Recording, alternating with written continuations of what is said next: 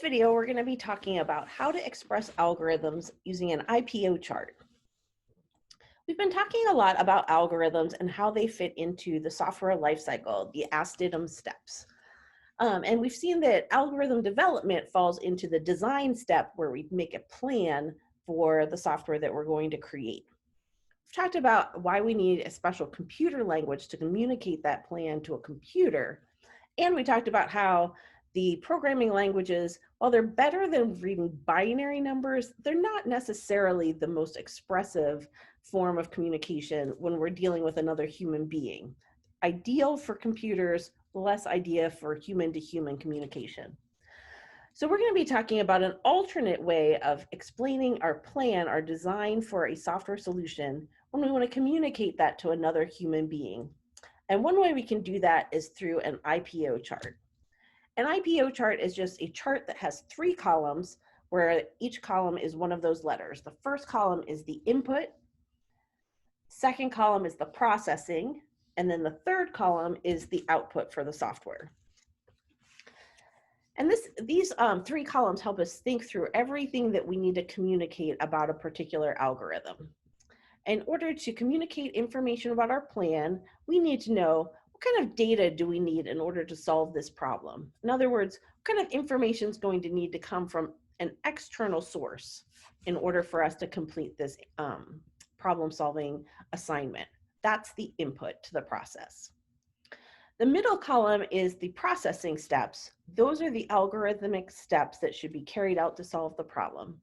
It's completely possible to write those in Python, but as a first step, most people write those in English, or something that's kind of a bridge between English and Python. It just makes it easier for you to communicate with other humans. And then finally, the last step in your IPO chart is O for output, and that explains or documents all the information that your solution needs to communicate back to somebody else so that they understand what the solution is. So let's do a little example together. Suppose we wanted to write an algorithm to figure out who's the youngest student in our class. Let's think about those 3 different categories of information that we need in order to solve this problem. The first is, what kind of information do we need from external sources?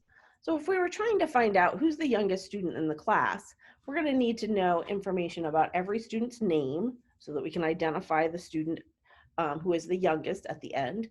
And we're also going to need to know the birthday for each student in the course. Those are 2 pieces of information where if we don't have that, it's impossible for us to solve the problem.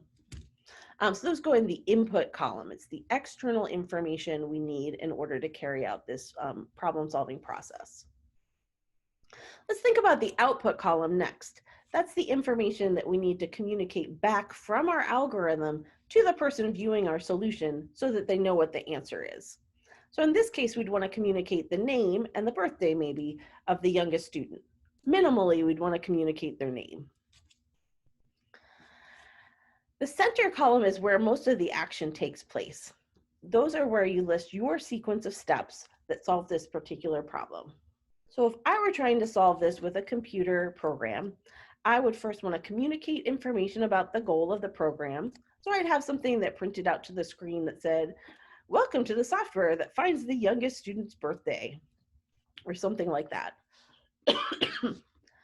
My next step would be to initialize the youngest student to be the one who's just first in line alphabetically, or however I have the items ordered. Then I would want to go through a repetitive process for each student in the course.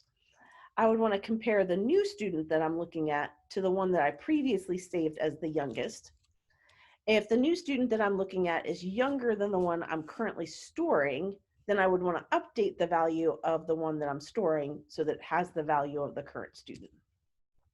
And I would want to repeat that over and over again for each of the students in the course.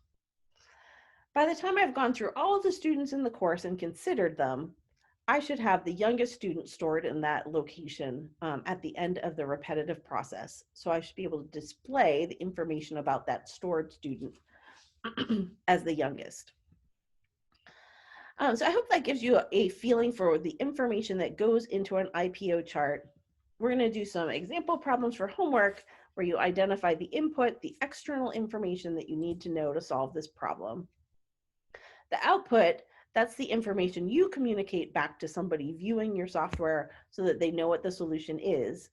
And then finally, the processing steps, that's all the steps that you take in your algorithmic plan so that you move towards the final solution. At this point, you should scroll back to the beginning of the lecture notes and read through the learning goals for the module. See if you can achieve all of those goals. Do you know the steps in the software lifecycle? Can you define the term algorithm? Can you identify some issues that are important to know whenever you're communicating algorithms to a computer? And can you list a few of the items in the programmer's toolbox? If not, be sure to review your videos and your reading so that you can find the answers.